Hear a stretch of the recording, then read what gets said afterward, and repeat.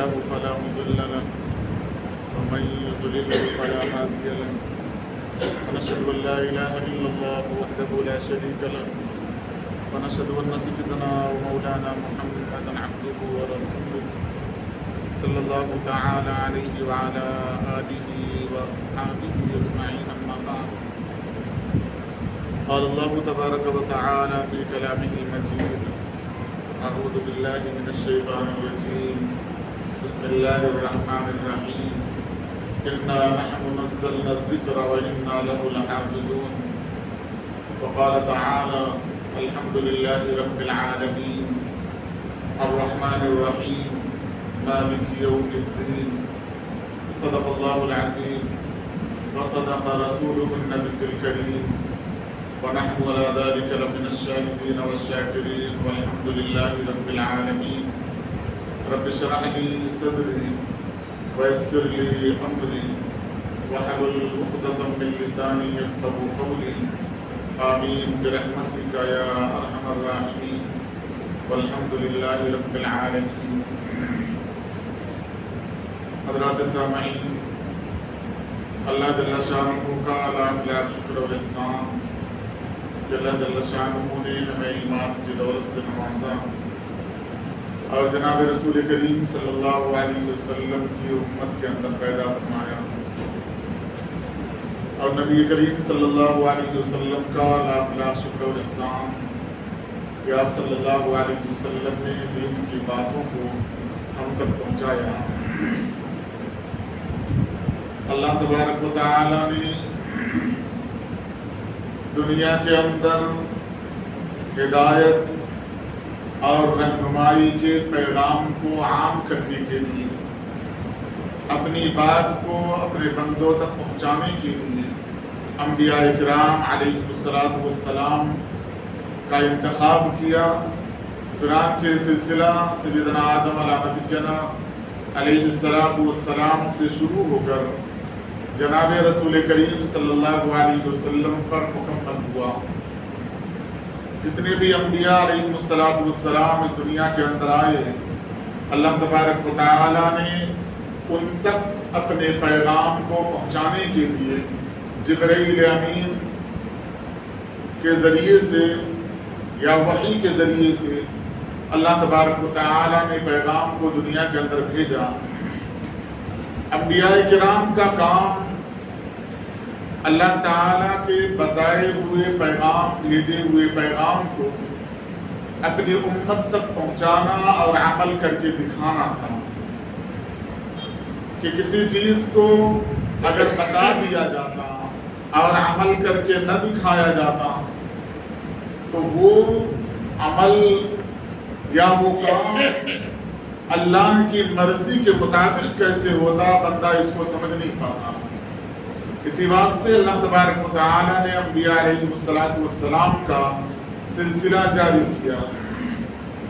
اللہ تعالی نے دنیا میں ہدایت کے لیے کئی کتابیں نازل کی، صحیفے اتارے، جن میں بڑے بڑے جو صحائف تھے، جو کتابیں تھیں، ان کتابوں کا تذکرہ ان کے نام کے ساتھ قرآن یا حدیث کے اندر آتا ہے، جس کی وجہ سے ہم ان کے نام بھی جانتے ہیں. تورات ہے، زبور ہے، انجیل ہے، قرآن ہے.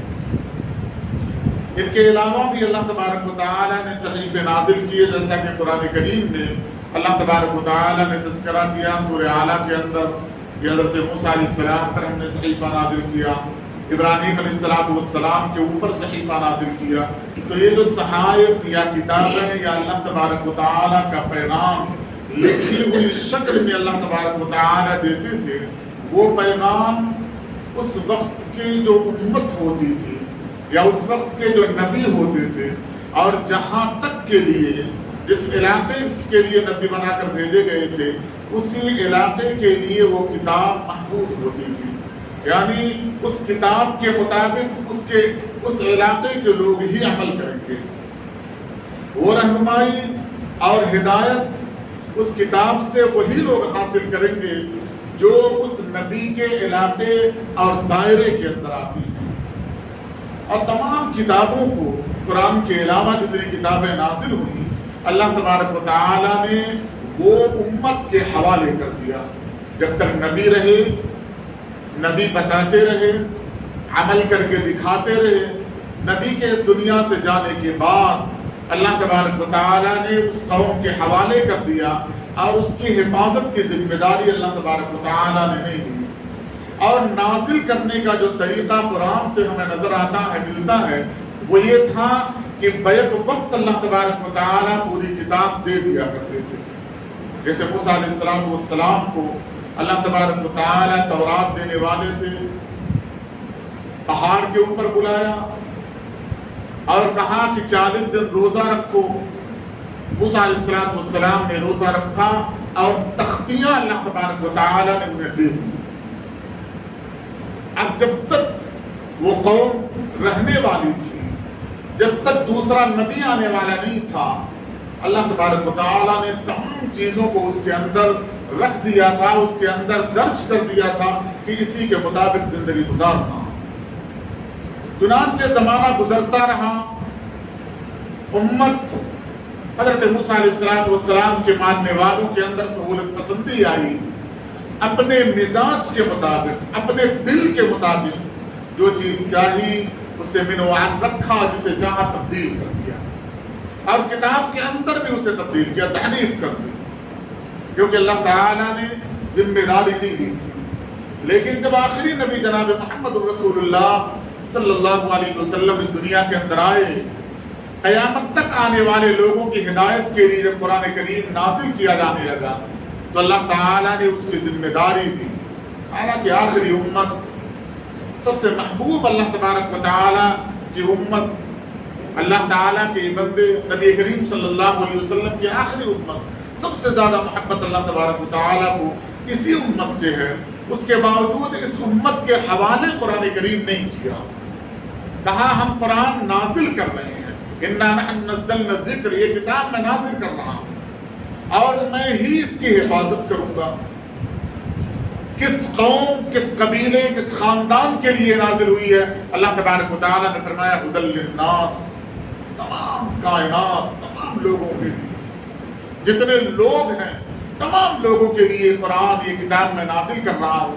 اللہ تبارک و تعالیٰ نے یہ کتاب نازل کرنے کے لیے جو پرانا طریقہ تھا اس طریقے سے ہٹ کر، اپنی سنت سے ہٹ کر، اپنے طریقے سے ہٹ کر اللہ تبارک و تعالیٰ نے اس قرآن کو نازل کیا.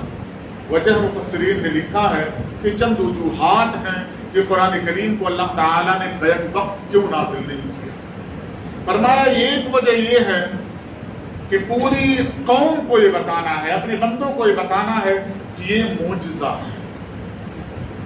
اور دوسری وجہ مفسرین نے لکھا ہے اللہ کے نبی صلی اللہ علیہ وسلم کی عظمت شان کو ظاہر کرنا ہے کہ جب کسی چیز کا تقاضا ہوگا، کوئی ضرورت ہوگی، لوگ سوالات کریں گے تو اس سوالات کے جواب میں اللہ تبارک و تعالیٰ نازل کریں گے قرآن کریم. یہ نبی کریم صلی اللہ علیہ وسلم کی الگ شان ہے. چنانچہ قرآن کریم اٹھا کر دیکھ رہے ہیں یسألونک عن الروح، یسألونک عن الخمر، یسألونک عن المحیض. یہ جو سوالیہ جملہ ہو رہا ہے، آپ صلی اللہ علیہ وسلم سے سوال ہو رہا ہے، اللہ تبارک و تعالیٰ اس سوال کے مطابق قرآن کریم نازل کر رہے ہیں. اور ایک تیسری وجہ مفسرین نے لکھا ہے کہ آپ صلی اللہ علیہ وسلم کے ماننے والے جو صحابہ ہیں ان کی عظمت کو بھی بیان کرنا تھا. اور ان کی عظمت اس اعتبار سے کہ انہیں کسی چیز کی ضرورت ہوگی، اس ضرورت کو آ کر آپ صلی اللہ علیہ وسلم کے سامنے وہ بیان کریں گے، اللہ تبارک و تعالیٰ اس ضرورت کی تکمیل کریں گے. صحابہ کرام قسم کھا لیا کرتے تھے. تیمم کی ضرورت پیش آئی، سفر کی ضرورت پیش آئی، روزہ سو جانے کے بعد شروع ہو جاتا تھا، پھر غروب آفتاب تک رہتا تھا، کوئی بندہ سو گیا پھر روزہ شروع ہو جاتا تھا. یہ پریشانیاں پیش آئی. اللہ کے نبی صلی اللہ علیہ وسلم سے شکوہ شکایت کیا، اللہ تبارک و تعالیٰ نے احکامات کے اندر تبدیلی کی. یہ صحابہ کرام کی عظمت کو بیان کرنا تھا. اور معجزہ اس طرز پر کہ اس کے نازل ہونے سے پہلے تک جتنی کتابیں نازل ہوئی تھیں، لوگوں نے اپنے علم کی بنیاد پر، اپنے طاقت کی بنیاد پر جیسا چاہا، جتنا چاہا تبدیل کر لیا. کوئی ہاتھ روکنے والا نہیں تھا. ان کے پاس وہ طاقت تھی، وہ علم تھا، اس علم کی بنیاد پر جو چاہا تبدیلی کیا۔ اللہ تبارک و تعالیٰ نے محفوظ رکھا تبدیلی سے، فصاحت و بلاغت والے علاقے میں نازل کیا۔ جنہوں نے اپنے آپ کو عربی کہا تھا ان کے درمیان میں نازل کیا۔ جنہوں نے اپنے آپ کو کہا تھا کہ ہمیں بولنا آتا ہے، پوری دنیا گونگی ہے، ان کے سامنے نازل کیا، اور پھر چیلنج کیا، قُلْ لَئِنِ اجْتَمَعَتِ الْإِنسُ وَالْجِنُّ عَلَىٰ أَن يَأْتُوا بِمِثْلِ هَٰذَا الْقُرْآنِ، چیلنج کر دیا۔ اللہ تبارک و تعالیٰ نے پورا عرب عاجز ہو گیا۔ اللہ تبارک و تعالیٰ اور نیچے آ کر اللہ تبارک و تعالیٰ نے چیلنج کیا، چند صورتیں پیش کر دو۔ وَإِن كُنتُمْ فِي رَيْبٍ مِّمَّا نَزَّلْنَا عَلَىٰ عَبْدِنَا فَأْتُوا بِسُورَةٍ مِّن مِّثْلِهِ، ایک سورت پیش کر دو۔ حدیث پاک کے اندر آتا ہے سورہ کوثر خانہ کعبہ کے اوپر چپکا دیا گیا تھا چیلنج کے طور پر۔ قرآن کریم کو مشرکین عرب کفار مکہ شعر کہا کرتے تھے کہ شاعروں کی کتاب ہے، شعر کی کتاب ہے۔ اللہ تبارک و تعالیٰ نے 3 آیتیں نازل کی کہ اگر شعر ہوتا 4 مصرع ہوتا، بہت زور آزمایا، آخر میں لکھا اسی آیت کے اندر کہ یہ کسی انسان کا کلام نہیں ہو سکتا۔ تو اللہ تبارک و تعالیٰ نے چیلنج کیا، اس کی عظمت کو بیان کیا، آپ صلی اللہ علیہ وسلم کی عظمت کو بیان کیا، صحابہ کرام کی عظمت کو بیان کیا، اور سلسلہ کیا بتایا، خود پڑھ کر سنایا ہے جبرائیل امین کو۔ جبرائیل امین نے سنا، اللہ تبارک و تعالیٰ کے کلام کو اپنے کان سے سنا، سن کر آئے نبی کریم صلی اللہ علیہ وسلم کے پاس، پڑھ کر سنایا جبرائیل امین نے اپنے زبان سے، اور کہا کہ اللہ نے یوں پڑھ کر مجھے بتایا تھا۔ اللہ کے نبی صلی اللہ علیہ وسلم نے سنا، پڑھنا شروع کر دیا، اللہ تعالیٰ نے آیت نازل کی، لا تحرک بہ لسانک لتعجل بہ ان علینا جمعہ وقرآنہ۔ بھائی اتنا زبان کو حرکت دینے کی ضرورت نہیں ہے، اتنا زیادہ زور دینے کی ضرورت نہیں ہے۔ اللہ تعالیٰ نے فرمایا میں قرآن کو دل کے اندر جما دوں گا، یاد کرا دوں گا، پھر زبان سے اسے نکلوا دوں گا۔ اللہ تبارک و تعالیٰ نے اپنی صفات کا تذکرہ کیا، اور یوں نبی کریم صلی اللہ علیہ وسلم نے سنا، صحابہ کرام کو سنایا، اور یہ سلسلہ اللہ تبارک و تعالیٰ سے شروع ہو کر اب تک جاری ہے۔ یہ واحد کتاب ہے کہ جس کتاب کو اللہ تبارک و تعالیٰ نے سنایا جبرائیل امین کو، جبرائیل امین نے سنایا محمد الرسول اللہ صلی اللہ علیہ وسلم کو، محمد الرسول اللہ صلی اللہ علیہ وسلم نے سنایا صحابہ کرام رضوان اللہ تعالی علیہم اجمعین کو، اور یوں سنتے سناتے یہ کتاب چل رہی ہے، آج بھی وہ سلسلہ جاری ہے۔ یہ کتاب کا طریقہ، نزول کا یہ طریقہ، نازل کرنے کا یہ طریقہ، بھیجنے کا یہ طریقہ اللہ سبحانہ و تعالیٰ کا نہیں تھا۔ اس سے پہلے کسی کتاب کو اللہ تعالیٰ نے پڑھ کر امت تک نہیں پہنچایا تھا، سنایا نہیں تھا، اور فرمایا یہ قیامت تک رہے گی۔ یہ آنے والے تمام انسانوں کے لیے حالات کتنے بدل جائیں، انسان کتنا بھی ترقی کر جائے، ٹیکنالوجی کا دور ہو، آسمانوں میں خود انسان اڑنے لگے گا، لیکن رہنمائی کے لیے اسے قرآن کا سہارا لینا ہوگا۔ قیامت تک آنے والے انسانوں کے لیے یہ ہے۔ اور آپ دیکھ لیں کہ صحابہ کرام کا وہ دور، جس دور میں ننگی جانور کے پیٹھ کے اوپر سواریاں کیا جاتا تھا، کیا کسی کو پتا ہے کہ ایک زمانہ آئے گا جس زمانے میں اتنا وزنی لوہا ہوائی جہاز کے شکل میں اڑتا ہوا نظر آئے گا؟ پھر اس پر نماز کیسی پڑھی جائے گی، قبلے کا رخ کیسے کیا جائے گا، پانی نہیں ہوگا تو تیمم کیسے کیا جائے گا، سب کچھ درج کر دیا اللہ تبارک و تعالیٰ نے 1500 سال پہلے قرآن کریم کے اندر۔ کیوں؟ تاکہ بندہ اس قرآن کو جس طریقے سے میں نے پڑھ کر سنایا تھا، جبرائیل امین نے پڑھا تھا، محمد رسول اللہ صلی اللہ علیہ وسلم نے پڑھا تھا، صحابہ نے پڑھا تھا، قیامت تک آنے والے جو بھی لوگ پڑھ کر اسے پڑھ کر استعمال کرتے رہیں گے، اس کے لیے قرآن رہنمائی کا ذریعہ بنتی رہیں گے۔ لیکن چھوڑ دیا جائے گا تو یہ قرآن رہنمائی کا ذریعہ نہیں بنے گا۔ آپ اندازہ لگائیں، آپ قرآن کریم کو نازل ہوتے ہوئے دیکھیں، کیسے دیکھ سکتے ہیں؟ آپ سیرت اٹھائیں، احادیث اٹھائیں۔ اللہ تعالیٰ نے فرمایا کہ اگر تمہیں قرآن سمجھنا ہے تو نبی کریم صلی اللہ علیہ وسلم کے اعمال کو چھوڑ کر تم قرآن نہیں سمجھ سکتے۔ حدیث کیا ہے؟ آپ کا عمل، آپ کی بات یا آپ کی خاموشی، صحابہ کرام کا عمل، آپ کا خاموش رہنا، یہ سب کچھ حدیث ہے جو قرآن کے سمجھنے کے لیے معاون ہے، مددگار ہے۔ فرمایا دونوں چیزیں اگر ساتھوں ساتھ چلتی رہیں گی، اگر یہ دونوں چیزیں ساتھوں ساتھ چلتی رہیں گی، قرآن پڑھا جائے گا، حدیث پڑھا جائے گا، دونوں کے علم کی بنیاد پر قرآن کو سمجھنے کی کوشش کی جائے گی، وہ پوری قوم راہ راست پر رہے گی، ہدایت یافتہ ہوگی، ترقی یافتہ ہوگی۔ لیکن صرف قرآن سنا جانے لگے گا، قرآن کو صرف دیکھا جانے لگے گا، پڑھنا چھوڑ دیا جائے گا، سمجھنا چھوڑ دیا جائے گا، تو قرآن کے سننے کی وجہ سے کبھی کبھی دل پر رقت طاری ہو جائے گی، کبھی آدمی رو دے گا، لیکن اس کا رونا، اس کا کھچاؤ فائدہ مند ہونے والا نہیں ہے۔ اللہ تبارک و تعالیٰ نے فرمایا جب قرآن پڑھا جائے وَإِذَا قُرِئَ الْقُرْآنُ فَاسْتَمِعُوا لَهُ وَأَنصِتُوا، اللہ تعالیٰ نے فرمایا جب قرآن پڑھا جائے تو سنو۔ مفسرین نے لکھا ہے یہاں سننے کے معنی ہے غور سے سننا۔ سننے کے دو طریقے ہیں۔ والدہ کام کر رہی ہے کچن میں، بیٹا بلا رہا، بچہ بلا رہا، وہ روٹی بیل بھی رہی ہے، روٹی پکا بھی رہی ہے، سن بھی رہی ہے، لیکن جب بڑی اہم بات ہوتی ہے تو اولاد ہاتھ پکڑ لیتا اپنی ماں کا۔ کام کرتے ہوئے میری بات آپ کو سمجھ میں نہیں آئے گی، ماں کام چھوڑ دیتی ہے، اب سنتی ہے، اسے اطمینان ہوتا ہے اس اولاد کو کہ میری ماں نے میری بات کو بہت سنا ہے، سمجھ گئی ہے۔ اللہ تعالیٰ یہ فرما رہے جب قرآن پڑھا جائے تو دنیا کے تمام کام تم چھوڑ دو، توجہ کس کی طرف ہو؟ میرے کلام کی طرف ہو، غور کرو، سمجھنے کی کوشش کرو۔ اگر تم یوں سمجھو گے تو تم ہدایت یافتہ ہو جاؤ گے، اگر یوں تم سننے لگو گے تب تم کامیاب ہو جاؤ گے۔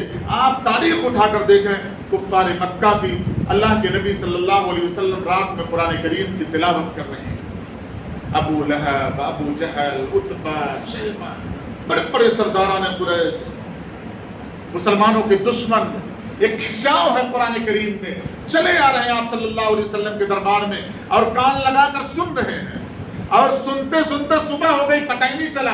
جب پلٹ کر جانے لگے تو دیکھا عتبہ بھی ہے، شیبہ بھی ہے، سارے لوگ شرما گئے آپس میں۔ کہا ہم مخالفین ہیں، اگر ہم یوں سننے لگیں گے تو ہماری قوم ہماری بات نہیں مانیں گے، لہذا اب ہم نہیں سنیں گے قرآن۔ کہا ہم نہیں سنیں گے قرآن۔ سب نے عہد کر لیا، آپ صلی اللہ علیہ وسلم کے دروازے کے پاس عہد کر کے واپس چلے گئے۔ رات ہوئی، عتبہ نے سوچا ہم نے معاہدہ کیا تھا کوئی نہیں آئے گا، چلو میں قرآن سننے چلا جاؤں۔ ہر ایک فرد نے یہی سوچا کہ میرے علاوہ کوئی نہیں آئے گا، چلو میں قرآن سننے چلا جاؤں گا۔ تمام لوگ آئے قرآن کریم سننے کے لیے، یہ قرآن کھینچ کر لا رہا ہے، یہ لوگ قرآن سن رہے ہیں، لیکن صرف سننے کی وجہ سے کیا قرآن کریم نے ابو جہل کو فائدہ دیا؟ ابو لہب کو فائدہ دیا؟ عتبہ شیبہ کو فائدہ دیا؟ پوری رات گزر گئی، چین و سکون گزار دیا قرآن کریم کو سننے کے لیے۔ صرف لذت کے لیے قرآن کریم کو سنا جائے گا، صرف سننے کے لیے، لطف کے لیے قرآن کریم سنا جائے گا، قرآن کریم کوئی فائدہ دینے والا نہیں۔ افلا یتدبرون القرآن، اللہ تعالیٰ نے فرمایا قرآن میں غور و فکر کرو، یوں سنو، یوں دیکھو قرآن کریم کو کہ تم ڈوب جاؤ قرآن کریم کے اندر۔ اگر یہ کیفیت طاری ہو جاتی ہے تو قرآن تمہاری رہنمائی کرے گا۔ اللہ تبارک و تعالیٰ نے پہلی سورت کے اندر اپنا تعارف کرایا ہے اور کہا الحمدللہ رب العالمین، تمام تعریف ہے، کہا اللہ تعالیٰ نے تم کہو تمام تعریفیں کس کے لیے ہے؟ رب العالمین کے لیے۔ ایک اپنی تعریف کرانے کے لیے اللہ تبارک و تعالیٰ نے وہ اپنی صفت کو بیان کیا ہے کہ میں اتنا بڑا عالم ہوں، کائنات، تمام کائناتوں کا اتنا بڑا عالم ہوں، مجھ سے زیادہ جانکار کوئی نہیں ہے، جب میں سب سے بڑا ہوں تو لہٰذا میری تعریف۔ تمہیں سوچو کہ کائنات کے اندر مجھ سے بڑا کوئی عالم نہیں، میری صفات کا کوئی مالک نہیں ہے، اس واسطے میری تعریف کرو کیونکہ میرے پاس وہ ہنر ہے، میرے پاس وہ صلاحیت ہے۔ اگر یہ صلاحیت کا اللہ تبارک و تعالیٰ قرآن کریم میں تذکرہ نہ کرتا اپنی صفات کا اور کہتا میری حمد کرو، کون حمد کرتا؟ بتانا پڑتا ہے دنیا کو کہ میں مسلمان ہوں۔ کیسے مسلمان ہوں؟ کیسے مسلمان ہوں؟ میں تمہاری رہنمائی کر سکتا ہوں۔ تم اگر کہیں پھنس گئے تو میرے پاس وہ شریعت ہے جو شریعت تمہیں وہاں سے دلدل سے نکال کر صراط مستقیم پر لے جانے والی ہوگی۔ یہ بتانا ہوگا اسے پوری دنیا کو، تب پوری قوم سمجھیں گے، سارے لوگ سمجھیں گے کہ ہاں ہم مسلمان ہیں، ہمارے پاس کوئی نسخہ ہے جسے اللہ تبارک و تعالیٰ نے سبع من المثانی کہا، والقرآن العظیم کہا، قرآن کریم میں جس کا تعارف کرایا ہے۔ صحابہ کرام کی وہ تاریخ ہم بتا سکتے ہیں، دنیا میں دہرا سکتے ہیں، لوگوں کو بتا سکتے ہیں کہ چلنے کا طریقہ قرآن کریم نے بتایا ہے کہ چلیں جب زمین پر تو اکڑ کر نہ چلیں، بات کریں تو اونچی آواز میں گفتگو نہ کریں، جب کسی سے ہم کلام ہو تو اس کی بات سننے کے لیے توجہ دے، اپنی بات کہنے کی توجہ نہ کریں۔ نبی کریم صلی اللہ علیہ وسلم کا یہ طریقہ تھا، یہی اللہ کی بھی سنت ہے۔ آپ صلی اللہ علیہ وسلم معراج میں گئے، اللہ سے ملاقات ہوئی، آپ نے تعریف کرنا شروع کیا، آپ پوری تاریخ اٹھا کر، پوری سیرت، پوری شریعت اٹھا کر دیکھ لیں، جب نبی کریم صلی اللہ علیہ وسلم نے کہنا شروع کیا تب اللہ تبارک و تعالیٰ نے کلام نہیں کیا۔ التحیات للہ والصلوات والطیبات، پہلے سن لیا اللہ تبارک و تعالیٰ نے میرا محبوب کہنا کیا چاہ رہا ہے، بات کتنی لمبی ہے، گفتگو کس انداز کی ہونی چاہیے۔ اللہ تعالیٰ نے پورا سنا، سننے کے بعد اتنا ہی جواب دیا جتنا کہا گیا تھا۔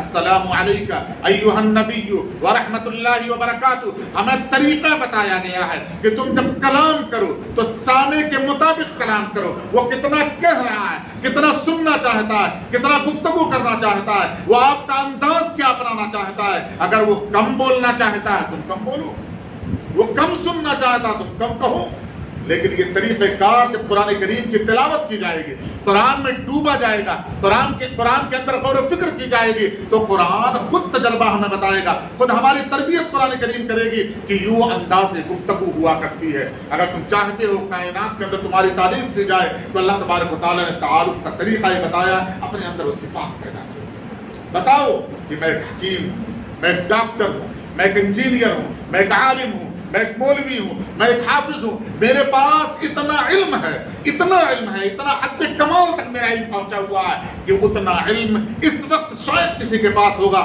لہٰذا میری تعریف کرو۔ اگر وہ کمال پیدا ہوا تو کائنات آپ کی تعریف کرے گی۔ یہ اللہ تبارک و تعالیٰ نے ہمیں بتایا، اور اللہ تعالیٰ نے یہ بھی بتایا تم کتنا بھی حاصل کرو گے، وہ علم 1% 0% بھی میرے علم تک نہیں پہنچ سکتا، لہذا تواضع کے ساتھ رہنا۔ اس کے بعد اللہ تبارک و تعالیٰ نے سورہ فاتحہ کے اندر فرمایا الرحمن الرحیم، جو اللہ تمام کائنات کا عالم ہے، جاننے والا ہے، اس کی صفت کیا ہے؟ اتنا بڑا علم ہونے کے بعد بھی رحمان ہے، بہت زیادہ مہربان ہے، الرحیم نہایت رحم کرنے والا ہے۔ یہ اللہ تبارک و تعالیٰ نے بتایا، جس کے پاس ہنر ہوتا ہے اس کے پاس صبر کا جذبہ اور مادہ بے انتہا درجے میں ہوا رہتا ہے۔ اگر آپ جانتے ہیں تو آپ اللہ تبارک و تعالیٰ کی صفات کو دیکھیں۔ مفسرین نے لکھا الرحمن کسے کہا جاتا ہے، اللہ تعالیٰ کی وہ صفت الرحمن پہلے اللہ تبارک و تعالیٰ نے تذکرہ دیا، یعنی کائنات کے اندر کوئی بھی انسان ہو وہ اللہ کا بندہ ہے، اس بندگی کی بنیاد پر اس کے اوپر اللہ تبارک و تعالیٰ رحم کر رہے ہیں، چاہے وہ اللہ کی عبادت کرے یا نہ کرے، وہ اللہ کی بغاوت کرے یا اللہ تبارک و تعالیٰ سے دوستانہ تعلق قائم کرے۔ حدیث پاک کے اندر آتا ہے، نبی کریم صلی اللہ علیہ وسلم ایک غزوے میں تھے، ایک عورت قیدی کی شکل میں آئی جس کا ایک بچہ تھا، دودھ پیتا بچہ، جو اس عورت سے بچھڑ گیا۔ اس عورت کے پستان میں دودھ اترا جسے وہ پلانا چاہ رہی تھی۔ حدیث کے اندر آتا ہے وہ پوری قیدیوں میں گھوم پھر کر جس بچے کو پاتی اپنے پستان سے لگا کر دودھ پلا دینا چاہتی۔ آپ صلی اللہ علیہ وسلم نے کیفیت کو دیکھا، صحابہ کرام سے پوچھا، اے صحابہ، اے لوگو، کیا یہ عورت اگر اپنے بچے کو پائے کیا اسے آگ میں ڈال دے گی؟ صحابہ نے فرمایا قطعاً نہیں ڈال سکتی۔ جو عورت دوسرے کے بچے کو اپنے سینے سے چمٹا لے، اتنا محبت کر رہی ہو دوسروں کے بچے سے، وہ اپنے بچے کو کبھی آگ میں نہیں ڈالے گی۔ اللہ کے نبی صلی اللہ علیہ وسلم نے فرمایا تمہارا رب اس سے زیادہ محبت کرنے والا ہے۔ وہ صفت بتائی ہے آپ صلی اللہ علیہ وسلم نے اللہ تبارک و تعالیٰ کی، جس کا تعارف خود اللہ تبارک و تعالیٰ نے الرحمن کے ذریعے سے کیا۔ کوئی باقی انسان ہو، فرعون نے کہا تھا انا ربکم الاعلی، میں اللہ، میں بڑا رب ہوں، شرک سب سے زیادہ ناپسندیدہ چیز۔ اللہ تبارک و تعالیٰ نے قرآن کریم میں قسم کھایا اللہ تعالیٰ شرک کو کبھی معاف نہیں کرے گا۔ اتنا بڑا گناہ، اتنی بڑی بغاوت، لیکن دنیا کے اندر اللہ اپنی صفت کی بنیاد پر، رحمان ہونے کی بنیاد پر اس شخص کو بھی جو شرک کرتا ہے، جو اپنے آپ کو رب ہونے کا دعوے دار پیش کر دیتا ہے، اسے بھی اللہ تبارک و تعالیٰ رزق دیتے ہیں اور زیادہ دیتے ہیں اسی رحمان کی بنیاد۔ اللہ تعالیٰ نے اپنی دوسری صفت کو بیان کیا، الرحیم، رحیم، یعنی ایک میری ایسی صفت ہے جس صفت کا تقاضا یہ ہے کہ جو میری مانے اس کے اوپر میں رحم کروں، نہایت رحم کرنے والا، بے انتہا رحم کرنے والا میں ہوں، اس کا اظہار میں کہا کروں گا۔ اللہ تبارک و تعالیٰ نے فرمایا، مفسرین لکھتے ہیں اس کا اظہار اللہ تبارک و تعالیٰ قیامت کے دن کرے گا۔ حدیث کے اندر آتا ہے کہ اللہ تبارک و تعالیٰ تمام نعمتوں کو جمع کریں گے، ایک چھوٹی سی نعمت جو بندے کو اللہ تبارک و تعالیٰ نے دی ہوگی، اس نعمت کو اللہ تبارک و تعالیٰ چھوڑ دیں گے بندے کے پاس، کہیں گے اپنی اس مزدوری جو میں نے دیا ہے، جو تقاضا تھا نعمت کا، وہ وصول کرو اس بندے سے۔ چھوٹی سی نعمت، حدیث کے اندر سب سے معمولی نعمت جو اللہ تبارک و تعالیٰ نے کسی بندے کو دیا ہوگا، اس نعمت کو اللہ تبارک و تعالیٰ اس بندے کے حوالے کر دیں گے اور کہیں گے جو تمہاری مزدوری ہو سکتی ہے، اس نے جو تمہیں استعمال کیا، اس کی جو مزدوری ہو سکتی ہے، اس بندے سے وصول لو اور چلی جاؤ۔ حدیث کے اندر آتا ہے وہ چھوٹی معمولی اللہ تبارک و تعالیٰ کی نعمت عبادت گزار بندے کے پاس آئے گی اور اس کا چکر لگا کر واپس چلی جائے گی، کھڑی ہو جائے گی۔ اللہ اس سے سوال کریں گے اب کیا ہے؟ کہا میری نعمت کا جو شکر ہو سکتا تھا اس بندے کی عبادت سے پورا نہیں ہوا۔ چھوٹی سی نعمت جس کی ہم اہمیت نہیں دیتے، کل قیامت کے دن اللہ تبارک و تعالیٰ فرمائیں گے جا کر وصولو اس سے، وہ نعمت کہے گی جتنا شکر ادا ہونا چاہیے تھا اس بندے کی عبادت سے وہ شکر پورا نہیں ہو رہا ہے، لہٰذا میری مزدوری اور ہے۔ اب اللہ تبارک و تعالیٰ کے اس بندے کے پاس عبادت کا جو معاوضہ تھا وہ ختم ہو چکا ہے، گناہ ہوگا۔ اب وہ بندہ یہ سوچے گا کہ جب اتنی چھوٹی سی نعمت کا جو تقاضا تھا، جو معاوضہ تھا، وہ میری عبادت سے ادا نہیں ہوا، اب مجھے جنت نہیں ملے گی۔ حدیث پاک کے اندر آتا ہے اب اللہ تبارک و تعالیٰ اپنے رحیم ہونے کی بنیاد پر اس بندے کو چاہیں گے تو جنت کا فیصلہ سنا دیں گے، چاہیں گے جہنم میں داخل۔ وہاں اللہ اپنے صفت رحیم ہونے کے تقاضے کی بنیاد پر اپنے بندوں کے ساتھ جو رحم کا معاملہ کریں گے، وہ رحم کا معاملہ مسلمانوں کے علاوہ کسی کے اوپر نہیں کیا جائے گا۔ رحمان ہونے کی صفت کی بنیاد پر عام رحمت ہے، لیکن رحیم ہونے کی صفت کی بنیاد پر اللہ تبارک و تعالیٰ جو رحم کا معاملہ کریں گے وہ کل قیامت کے دن کریں گے۔ جو ہمارے اعمال کی بنیاد پر جنت ملنے والی نہیں تھی، وہ اللہ اپنے رحیم ہونے کی بنیاد پر جنت ادا کریں گے۔ ایک گزارش ہے، اس کے بعد بات کو ختم کروں گا۔ قرآن وہ کتاب ہے جس کتاب کو اللہ تبارک و تعالیٰ نے عرب کے اس معاشرے کے اوپر نازل کیا تھا، دنیا نے جس معاشرے کے سدھرنے کی کوئی امید نہیں رکھی تھی۔ اس وقت کے ترقی یافتہ قوموں نے کہہ دیا تھا کہ یہ اس قابل بھی عرب کے لوگ نہیں ہیں کہ انہیں مزدور بنا لیا جائے، غلام بنا لیا جائے۔ کوئی ایسی صفت ان کے اندر نہیں ہے، کوئی ایسی خصوصیت نہیں ہے جس خصوصیت کی بنیاد پر انہیں غلام بنایا جا سکے، یعنی یہ قوم کسی اعتبار سے فائدہ مند ثابت نہیں ہو سکتی۔ اسی قوم کو اللہ تبارک و تعالیٰ نے مخاطب کیا تھا اور اس قوم نے چند سالوں تک اپنے دامن میں قرآن کریم کو رکھا، عمل کیا، سراہا، اس کو سیکھا، اس کے اوپر عمل کیا، اسے بتایا، سکھایا۔ چند سال نہیں گزرے تھے کہ انہیں پوری دنیا کے توبوں نے نجوم کا درجہ دے دیا، ستاروں کا درجہ دے دیا۔ وہ کتاب مکمل طور پر ہمارے پاس موجود ہے۔ اگر ہم یہ عذر پیش کریں کہ ہمیں عربی نہیں آتی، تو جو زبان ہمیں آتی ہے، جو زبان سوچیں ہم، جو زبان آتی ہے، اس زبان میں قرآن کریم کا ٹرانسلیشن موجود ہے، ترجمہ موجود ہے، تفسیر موجود ہے۔